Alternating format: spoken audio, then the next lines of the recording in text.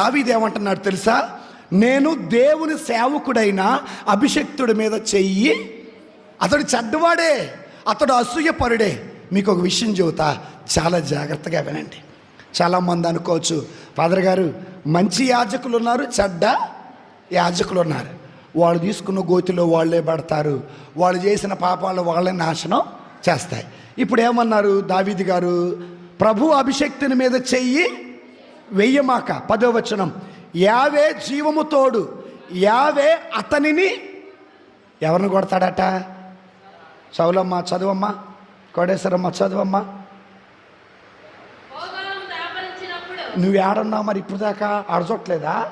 పొయ్యే కాలం దాపరిచ్చినప్పుడు యుద్ధరంగమునను ప్రభువే అతనిని, ఎవరిని? సౌలునా దావీదునా? సౌలుని. అందుకే అభిషక్తుల మీద మనం